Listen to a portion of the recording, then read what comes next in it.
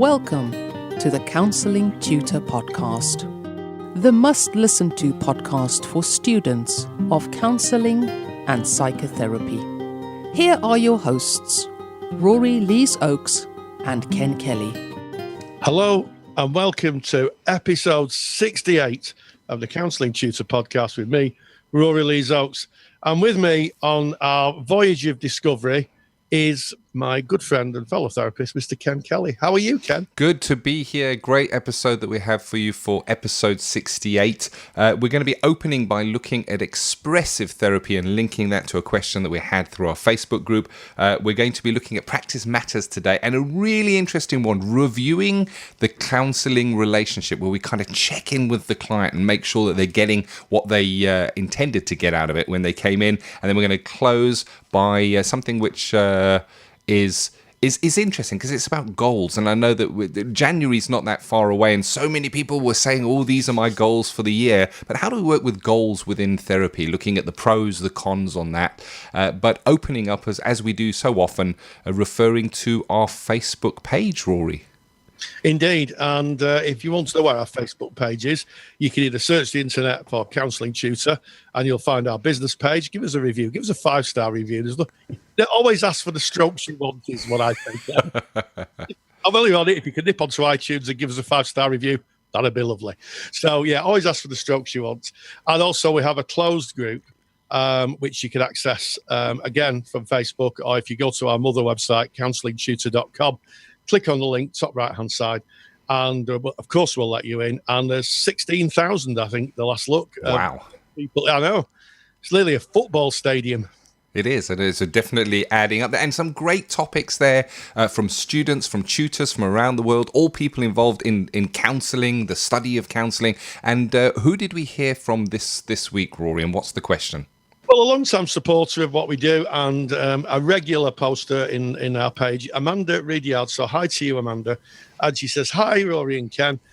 Just wondering if your guys had done a podcast on the development of expressive therapies or maybe its weakness. Well, I think that's really interesting because when we think of expressive therapies, you know, sometimes we talk about art therapy. Yep. And the work of Natalie Rogers, which, of course, was Carl Rogers' daughter. And Rogers talks of his daughter's work as ploughing new ground. And it certainly is. So I've got some observations on using art or sand or any medium. And actually, I found reference to it in Moby Dick, the book Moby Dick. Ah, interesting. Novel, yeah. Call Me Ishmael. That's the greatest start of any book I've ever read. Call Me Ishmael, so much of an introduction. And effectively, it's a story of people hunting a whale. It works on so many levels. But as part of the story, someone nails a doubloon to a mast, and the doubloon was an old-fashioned coin. And each of the people on the boat went to look at it, and they all saw different things within it.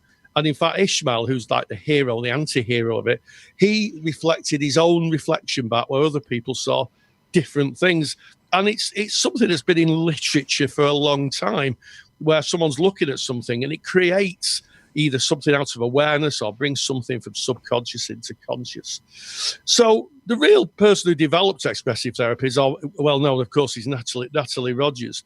I'll give you some observations from residentials, you know, where we use a lot of expressive materials on a residential. I might be giving things away here, like clays, paints. One of the things we do is the mask. I don't know if you remember the mask exercise. Oh, very well, Rory. What we do is we get a mask from an art shop. They're usually white plastic, and then we ask learners to, on the outside, paint the face they show to the world, but on the inside, the face they show to themselves. And it is really, really a powerful exercise. And many tears we always used to, and I'm not mocking people, please don't misunderstand me, but we always used to make sure we had a lot of tissues around, lots of Kleenex, because it really did impact on learners' incongruence. And in fact, when I've used that same technique in therapy, it has the same effect. And what I would say, Amanda, is that you've asked for disadvantages. Well, the disadvantages in my experience, or the kind of weakness, is the impact. It may be that clients are totally unprepared for the material that comes up, and as a consequence may feel overwhelmed. So I think that if you're using any form of expressive therapy, plays, that type of thing, be aware of the impact, and maybe not warn but alert the client to see if you can work with the feelings that emerge. The other side of it is that some people just don't think they're artistic, and it's trying to get the idea across that it's not about creating another Picasso or a Rembrandt or all the other kind of art that's around. It's about just creating something that forms meaning for you, and that's a really big disadvantage in my experience, certainly with students, because they've all said, well, I'm no good at art. And then what you have to do is very gently explain it's not about creating a huge work of art. And in fact, the resistance might be that they're so poor at it, or they believe they're so poor at it, that it brings back childhood memories, maybe from school. Our old friend transference again. Big time. Transference tends to show itself in that kind of a situation. So expressive therapies can be drama related, they can be art related, they can be music related. There's many different ways of bringing that in. And what you're doing is you're using another conduit to basically tap into the emotions, the thoughts, and sometimes the subconscious processes as well. And that's where we see that transference, that counter-transference show itself. And it's a safe place in a way, in that I'm going to go back to the mask, Rory. So we're talking about the mask. You're drawing on the outside of the mask. This is what I show the world. And then on the inside, that I don't show the world, that I see, that I feel, that is on the inside. And there is incongruence, what I show outwardly, and here's what I keep inwardly. And in drawing it, it's almost like a threat-free environment, as Rogers would suggest that therapy is very effective in a threat-free environment. It's a threat-free environment because you're painting. And you're in a different mindset, using a different part of your brain to do the artistic expression.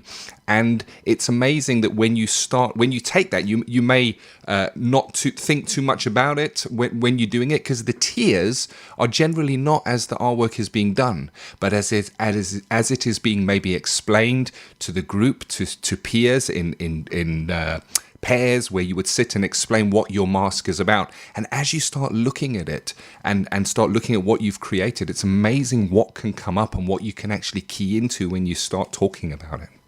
Yeah, absolutely. As a therapist, you've got to be super alert to that, because sometimes you have to contain the client, you have to contain the client and hold them emotionally, because it can be, and as I say, I have a limited experience with it in therapy, but quite a lot of experience working with students on residentials.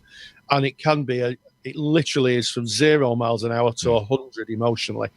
And sometimes you've got to kind of lean over and grab the steering wheel. Definitely. Help to apply the handbrake, because it can just unlock stuff. So I think that's something that I would observe. Definitely, and of course, very effective in working with children. Maybe with the use of dolls, or for drawings that they can express themselves, and more able to key into emotions and explaining how it is for them via that expressive therapy. I think is maybe a little untapped. Because if you look around, it doesn't seem to be a high street norm, expressive therapy, but so effective, having experienced it. And of course, as Rory has already said, it needs to be in the hands of a trained professional. You don't graduate from college, from university as a therapist and then dive straight into expressive therapy. Go and do the CPD, know what you're working with, because from 0 to 100 miles an hour on those emotions, it's tricky, and you really need to be there to hold that person. Absolutely. And one final observation, I used to use pens and creative CD covers when I used to work as a school counsellor. Make yourself I don't know if it'd be a download artwork now, wouldn't it? CDs are a bit last year, aren't they? But make yourself a CD cover.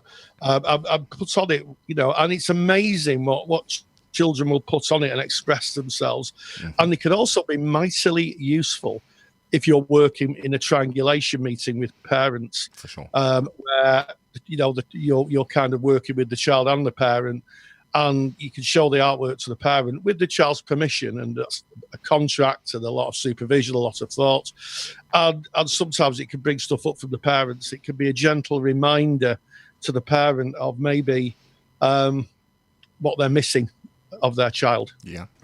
Yeah, very much so. And to kind of close this off, just one final thought that I have on maybe the weakness or the downside, as that was related in the question. My father, he's been dead for many years now, but he spoke about therapy that he once went to, and he shared with me that he went in to see a therapist where no relationship had formed. It was a brand new relationship, and he came out and he said to me, they got dolls out and they wanted me to play with dolls. And he never went back again, and that was a massive barrier for him. And it just shows that it's about the right person, reading the person, and at the right time, and being able to be with your client. There you go. It put him off. Well, it's all about the relationship and context. Yeah. Context is everything. Indeed it is. So, great topic. Thank you very, very much for that question. And of course, carry on the conversation. Get onto that Facebook page. Come and join those 16,000 like-minded individuals and speak about the questions that you have, because we love to go through there and pick them out for our podcast. So, moving on to Practice Matters, and it's a interesting one, because it I guess can spark debate. We're talking about reviews in counselling, Rory. Yes. It's one of those reviews are a bit like Marmite. You either love it or you hate it. I personally like the idea of reviewing. I think it shows a real ethical consideration. I'm not saying that people who don't review are not being ethical, but for me, and what a review is that after 6 weeks, you sit down with the client and you say, okay, so, tell me a little bit about how therapy has affected you. Is there anything that's changed? Anything else you want to work with? And it can be very useful to help the client realize what's changed. Sometimes that review is a review from the client's frame of reference, where they say, well, seeing you ask, Rory, I don't do this anymore, and I don't do that anymore, and I definitely don't respond to people in this way anymore. And it can be a real celebration, I think, of change. It can also be an acknowledgement of the work still needed. And I think it's really important. And it's debated within the world of counselling and psychotherapy. Do you do review or not? When I was training, I was taught to do reviews. My supervisor is big on 6-week review. As she says to me, and what about the 6-week review, Rory? That's how she says it. What about the 6-week review? She's lovely. It's fantastic. And it's in my experience, it really does work. But others think it's not very person-centered, and that's the crux of it, I think. Well, practice does matter. So let's dive into Practice Matters and look at reviews. Practice Matters. Reviewing clients' progress in therapy is a contentious point. Some therapists and supervisors will correctly observe that if the therapist wants a review, then this is coming from their frame of reference, not the client's. I think it's a principled position to take, and one that really finds its roots in classical person-centered therapy, where the client's process is everything and the therapist is just a conduit to reflect the process the client's going through. There is a counter position, and a review may be necessary for clients to assess what's changed for them in order to both validate progress and to focus on what other issues may need to be addressed in the sessions that remain. And one of the things I would say is that we live in a world where a lot of certainly free counselling sessions are usually 6, 8 or 12 sessions. And unlike unlimited therapy, it may be that there needs to be right at the beginning in the contract an idea of what the client wants to change. There's an old saying, without a goal you can't score, and it might be useful, instead of kind of just wallowing around in the therapy room, just working with whatever comes up, for the client to have an idea on what they want to change. This can be easier said than done, because some clients just feel existentially out of sorts, not connected. So there may not be a goal that you can actually find. It might not be as easy as that. But if there is, maybe something around anxiety, maybe something around relationships or patterns of behaviour, then those things are probably easier to assess than someone who's coming because they just don't feel themselves. The other thing to consider is different therapies have different positions on reviewing. So in classic transactional analysis, Eric Byrne wrote a lot about contracts. He believed that you contracted a therapeutic contract with a client, what they wanted to alter and change. You worked through the arc of therapy, focusing on those. And at the end, once that work was complete, that was it. That was it. The contract had been fulfilled, and basically a client could choose to look at another issue, or they could go away and celebrate their change of script, as they say in transactional analysis. The other aspect, of course, is CBT. Cognitive behavioural therapy has its core measurements, and a lot of CBT therapists use measures to try and sense how sensitive people are to situations or environments or traumatic situations. And that's built into a lot of cognitive behavioural approaches. And then finally, in a lot of healthcare settings, certainly in the UK, in the National Health Service, there's core assessment, which is a box form that you tick off asking the client certain amounts of questions. And then at the end of it, you then tick the boxes again. I'll get the client to tick it, and you can see how much progress has been made. There used to be a form called a HAD, I think, Health, Anxiety and Depression, which kind of gave a percentage. The person who was the counsellor could work out by marking the form, and 1 to 5, the questions were, do you feel anxious? Now 1 being not anxious, 5 being very anxious, and then people would choose. So assessment is always been around therapy, but some therapists choose not to actually do what I call soft assessments. They prefer just to let the clients be and explore what's going on for them. If you're wanting to build assessments in, and certainly if you're a student, it may be that your tutors are saying you need to do a 6-week review. I think it can be useful for students to gain a sense of therapeutic change and work with the supervisor with that. Here's some do's. During contracting, explore that reviews are part of the way you practice. So this isn't a surprise to a client. A client knows that within 6 weeks there'll be some sort of review process. Certainly ask the client what they feel about this. The client might say, well, I don't really want to do that. In which case, you have a decision to make whether you want to go into a review process or not. Make it really clear that reviews are not a judgment on their performance, but rather an exploration of where the client is in the therapy process. So I would say that this is just get some sense of where you're at. It's not target driven. It's not like, maybe being in employment or another field where you've got goals to hit. This is just us talking about, how you feel it's going. And more to the point, is there anything you need more from me? Is there anything that I can help you with more?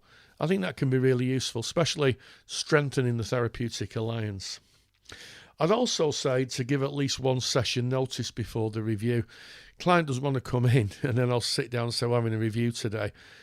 Try and build it into the flow of times that you're with the client, the sessions, and just say, maybe next week, perhaps we could just take a little bit of time just to see where you're at.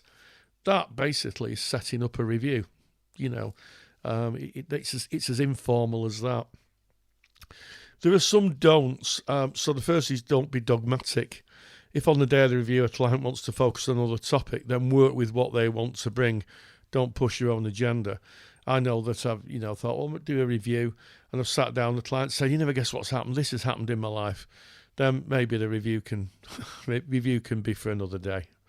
You need to work with the immediacy of what the client's bringing. Don't give the impression that if a client has no progress to reflect on, they may have failed. I think this is about wisdom, as I said in the preamble.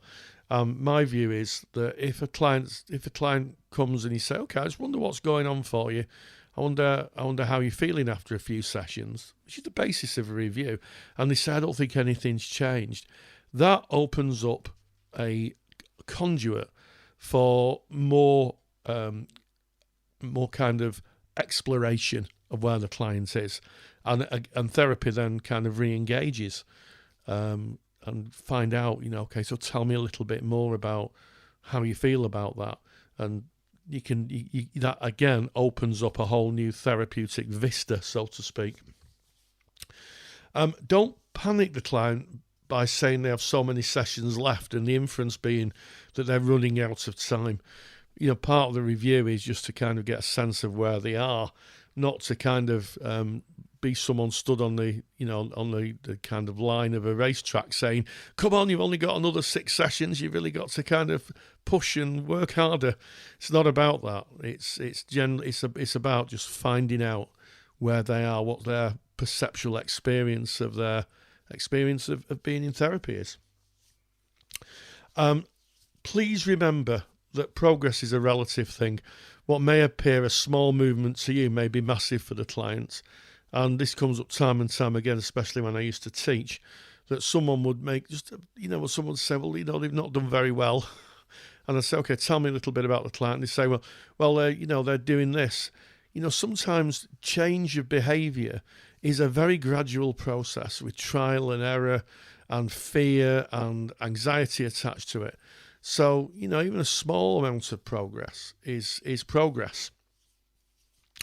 Please be gentle and respectful. We should not leave the client with the impression that they have in some way failed. I think a review should be very respectful and very gentle in inquiry. It's not a case of getting a flip chart out and saying, okay, so how are you getting on with this? And out of 10, 1 being really poorly and 10 being really fantastic. None of that, please. It's just a gentle discussion. I would say it's an inquiry from the therapist.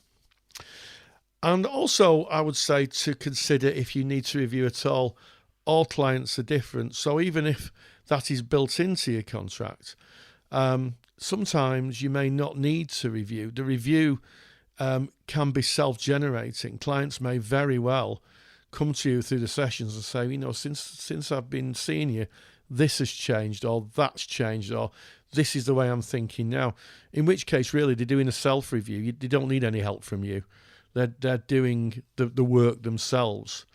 And finally, remember, therapy is a process, not an event. Thank you as always, Rory. Always insightful, and I didn't say anything going into this, but I tend towards the side. You said this is reviews are like Marmite coming into your chat there, your practice review, and I tended towards the not doing reviews unless it was kind of brought up by the client. But there is really a strong argument for those reviews in how beneficial they really can be for the therapist, for the client, for the relationship. And of course, if you want to get Rory's super duper handout, you can do that by going to counsellingtutor.com. That's our website. That's kind of that underpins everything that we do. You'll get all our podcasts on there. Just click on the podcast tab. Go to episode number 68. That's today's episode. All the show notes are there. It's kind of a précis of what we spoke about today with all the links to references. And of course, right from that page, you can download the handout that Rory has put up there for you. If you are a member of the Counselling Study Resource, what's that? Well, that's the paid side of Counselling Tutor. If you are a member of that, well, that's already been added to your handouts vault. If you're wondering what's a handouts vault, what is the Counselling Study Resource? Well, we speak more about that at the very end of today's program. But moving away from reviews and moving into another question that has come in, and this is working with goals, and this also came up from the Facebook page, Rory. It did, and it kind of links into the last thing about reviews, really, doesn't it? It does. It does in a way, and it's from Gemma Price, who's a member of our Facebook page. Hi, Gemma, I'm waving, so there we go. And she says, hi, I'm writing an essay, and just thought I would ask for feedback on your experiences with working with goals with clients, advantages, disadvantages, and challenges. Yeah. And he thoughts gratefully received. Thank you. Well, there you have it. Like it. Yeah. So yes, goals. Well, I think it's an interesting one. As Rogers said, and I love to quote Rogers in the podcast, all behaviour is goal directed, and I think that's the interesting idea that people do sets of behaviours to attain a payback of something. And the same thing really happens in therapy, where people are changing their behaviours. In person-centred therapy, the goals are really when we ask clients what they want to change, and it links into the therapy contract. And again, I'm going to talk about contracting in Practice Matters. I'm going to talk a little bit more about the therapy contract. But I think, there's an old adage, an old saying, without a goal, you cannot score. You can't score without a goalpost. So my view is that you ask clients what they want to change. Now, the advantages of that is that the client can see what they're working towards.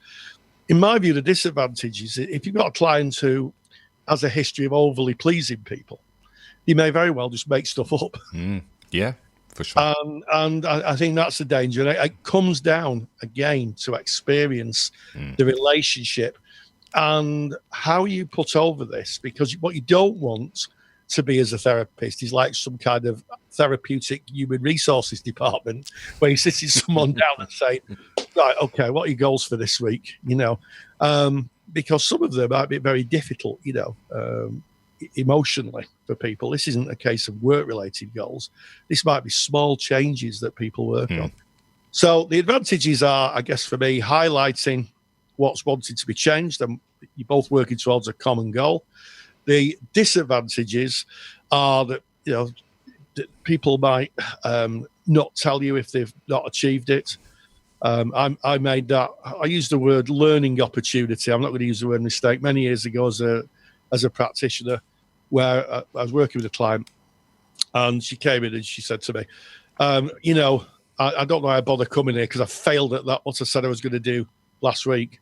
That was a big learning thing about the importance of how she took that goal away from, and how she felt as she failed when she failed to achieve it, or her perception of failure. And the challenges are wisdom. If somebody says, I want to leave my partner, I want to get a new job, and I want to move to the other side of the world, and I want to do that by 3 weeks' time, it might be that you need to think, well, actually, some of goals have to be realistic, I think. Yeah. And sometimes clients come with unrealistic goals, and sometimes that's the therapy. That's the work. Yeah, it's a really interesting topic, and I guess also it's about looking at the modality of therapy that's being used. So if we were doing a cognitive model of therapy, we're going to be working towards goals, and we're going to break those goals down. We're going to have steps to be able to get there to the main goal. But if we look at something like person-centered therapy, where goals are maybe not considered as prominent, I would echo what Rory has said. When that client first presents and you say to that client, I wonder what it is that you're looking to get from coming to counselling, they're going to give you what they're looking for. They're going to give you their goal. And if you can kind of reflect that back, summarize it down and précis it, then you've got something that you are together working towards with this client, and something you can measure against. And as Rory, I work as a clinical supervisor, and in supervision, sometimes supervisees bring difficulty with endings of relationships. You've got this, and I don't know, is it time to end now, or do we carry on going? And one of the ways of looking at the ending, or one of the signs or indicators of the ending of a therapeutic relationship, is where the goal has been met, where the client has come in and said, I'm looking to try and get this, and then they've got this, and we can reflect that back and say, I remember when you first came in and you said you wanted to do X, Y, and Z, and with what you've just said now, I'm realizing you're actually doing it. You've actually got what you came in to do. Yeah, absolutely. And Eric Byrne, who was the founder of transactional analysis, based his whole therapy on our contracted therapy contract. Definitely. So the idea was initially in what we would call classic TA, you'd have a defined idea of what you're going to change. You'd work that with your therapist. Once that was changed, a contract had been completed, then you could either go off into the world and just be in the world, or you could then recontract for the next piece of work. And in TA, there is the school, I think it's the Steiner School of Contracting. Claude Steiner, I think, and I stand to be corrected, but I think it's Claude Steiner and the contracting school of therapy, and so it's challenging. I think, as you rightly say, CBT probably has more kind of goals built into it as a therapy, whereas person-centered therapy doesn't. It's philosophical, isn't it? There's no goalposting. But with that underlying goal, with what they came in for in the first place, and I guess what we need to be mindful of if you're working in a person's, and this is the wisdom, you see, this all ties in to what you were saying there, Rory. The wisdom side of thing is a client may present, I'm making this up, this is not from practice, I need to speak to someone because I don't feel that I've got over the death of my father, is the presenting issue. And it can be inferred from that the goal may be to be more comfortable with the death of your father, or not be so kept up in that. But we may find that as that therapy starts unwrapping and starts becoming real within the therapy room, that's not what they're really bringing. That's what brought them in. That's what sat them in the chair in the first place. That's what they said was the issue. But it may be that there's other stuff that they haven't looked at, and we may see new goals or new directions unwrapping as the therapy unfolds. And with it being person-centered therapy, it's about us as the therapist recognizing that through the wisdom and redefining what that goal is with the client, so we know where we're going. I think it's in Alice in Wonderland where Alice meets the Cheshire Cat and she says, well, where am I? And he says, well, where are you going? And she says, I don't know. And he says, well, then it doesn't really matter then, because if you don't have a goal, hey, that's it. Well, we've got a goal, and that's to end this podcast, Ken. See what I did there? I did. It was a great podcast. Started episode 68 with looking at expressive therapy, looking at practice matters, the subject of reviews, and of course closing with working with goals in therapy. Yes, and as always, stay grounded and stay safe. If you enjoy the topics and handouts here on the Counselling Tutor Podcast, then you will love the Counselling Study Resource. CSR was built by myself, Ken, and Rory Lees-Oakes to give you the support you need during your counselling studies. So get access to the world's most comprehensive collection of resources aimed at supporting you in your journey to become a counsellor. Take the stress out of your studies by visiting counsellingtutor.com/CSR. That's counsellingtutor.com/CSR. Thank you for listening to the Counselling Tutor Podcast. Find the show notes for this episode on our website at www.counsellingtutor.com.